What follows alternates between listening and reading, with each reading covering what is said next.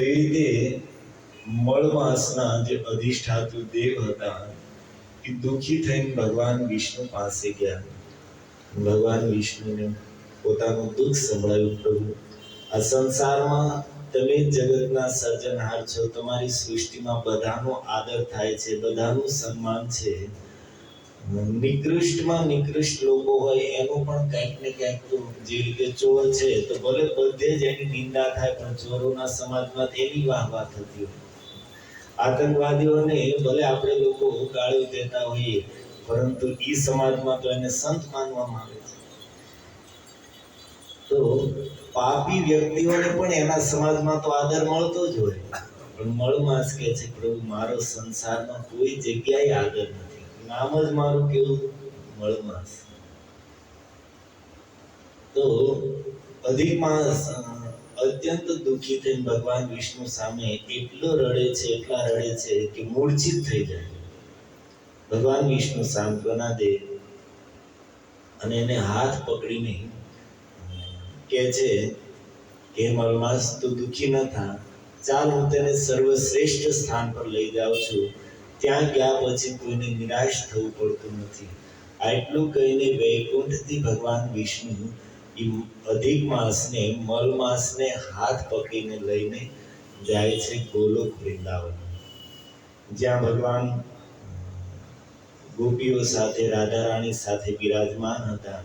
દ્વારપાલોએ ભગવાન વિષ્ણુને પ્રણામ કર્યા, અંદર આવ્યા.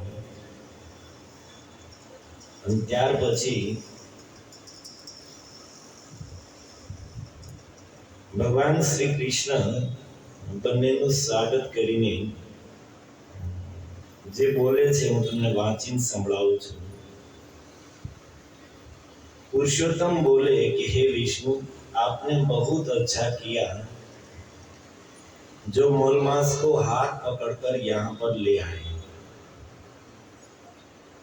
इससे आप लोक में महान कीर्ति पाओगे. जिसको तुमने स्वीकार किया उसको मैंने भी स्वीकार कर लिया.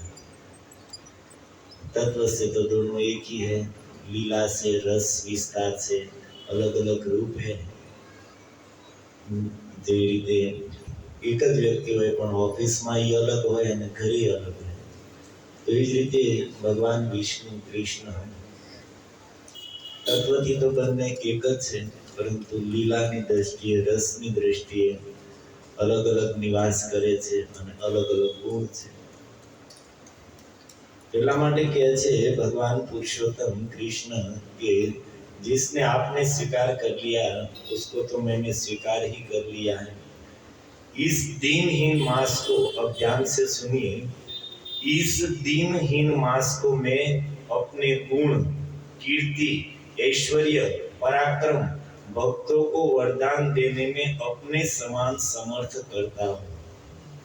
भगवान कहते हैं कि इस दीनहीन मास को मैं गुण, कीर्ति, ऐश्वर्य, पराक्रम और भक्तों को वरदान देने में अपने समान समर्थ बनाता हूँ. આપણને એમ છે ભગવાને ખાલી મળમાસને, અધિક માસને પોતાનું નામ જ આપ્યું, પણ નામ નથી આપ્યું. નામ તો આપ્યું જ ભગવાને, પણ પોતાના સમસ્ત ગુણ પણ પ્રદાન કર્યા છે. ये जनार्दन अर्थात भगवान पुरुषोत्तम कृष्ण भगवान विष्णु को संबोधन करते हैं कि हे जनार्दन, तुम्हारी प्रसन्नता के लिए मैंने अपने सभी गुण इसको दे दिए. तुम्हारी प्रसन्नता के लिए मैंने अपने सभी गुण इसको दे दिए. यह पुरुषोत्तम मास के नाम से जगत में विख्यात होगा.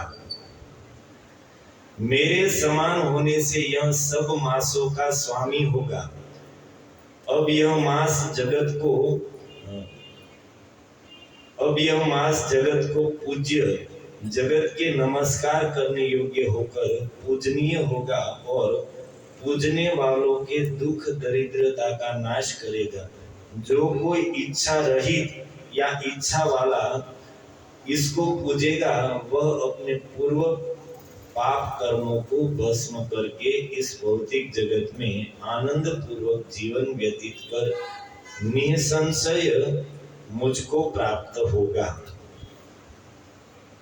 हाँ, फिर मैं पढ़ रहा हूँ, आप लोगों को पूछूंगा, सबको बोलना है, इसमें से एक एक लाइन आपने जो याद रखी है वो बोलो। हाँ, इसलिए यहाँ पर 5 माइक है।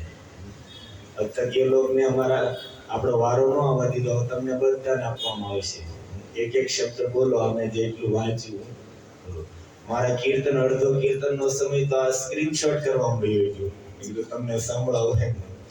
કારણ કે કોઈ કોઈ અતિ ઉત્તમ વસ્તુ હોય તો જ્યાં સુધી પ્રમાણ સાથે પ્રસ્તુત કરવામાં ન આવે ત્યાં સુધી આપણું મન એટલું પકડી ન શકે।